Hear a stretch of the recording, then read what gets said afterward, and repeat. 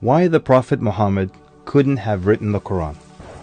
The Quran is a book over 600 pages long. It covers a wide range of topics and was revealed bit by bit over a period of 23 years. So if a man wrote the Quran, we already have a number of problems. If you're going to write a book like the Quran and claim it's from God, you can't make any mistakes. The book can't contradict itself, and you have to keep it consistent as you add to it over a period of 23 years and keep the message consistent. The grammar and style also have to remain the same.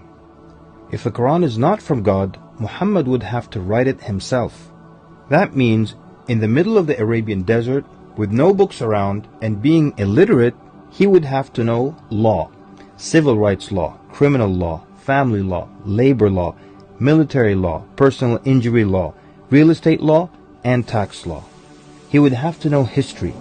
With little to no Christian presence in Mecca, he would have to know the stories and events in the lives of the prophets before him, the history of past nations, Judeo-Christian religious rulings, and he would have to know it well enough to somehow offer additional information and details not found in those books.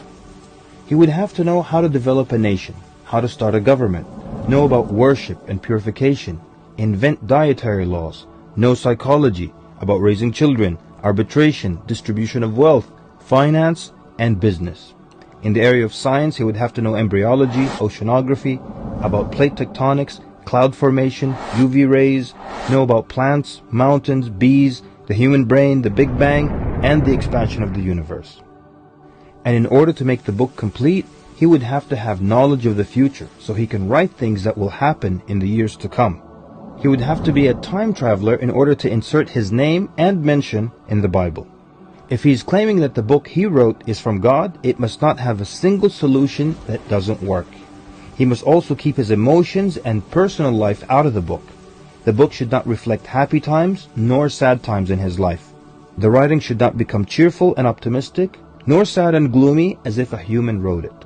But when you read the Quran cover to cover, you can't sense when his wife died, when his daughters got married, when his grandchildren were born, when he was victorious, and when he was defeated.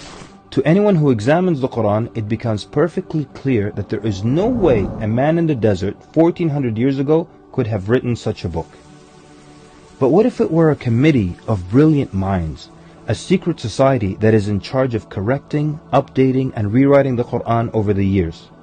Their job would be to make sure that the book appears to be accurate, has no mistakes or contradictions, and to keep updating it to agree with science and the changing world. If that were the case, then there would be other versions of the Quran. Due to edits and improvements, we would have new edited versions and old versions with mistakes. You would be able to detect different writing styles and influences from the different authors. The problem with all of that is, there is only one Quran. So one man didn't write it, and a committee didn't edit it, so where did it come from? What if clever devils dictated and influenced a man to write the Quran? The question then would be, what kind of devil calls to good behavior, worshipping God, honoring Jesus, giving to the poor, and warns of the devil? Any way you analyze the Quran, you come to a clear conclusion. It could not have been written by a committee, a devil, nor the Prophet Muhammad. Since it's impossible for Muhammad to have written it, then that means he was truthful in that it is from God. If it is from God, that means he was a genuine prophet. And if he's a genuine prophet, then his message should be heeded and obeyed.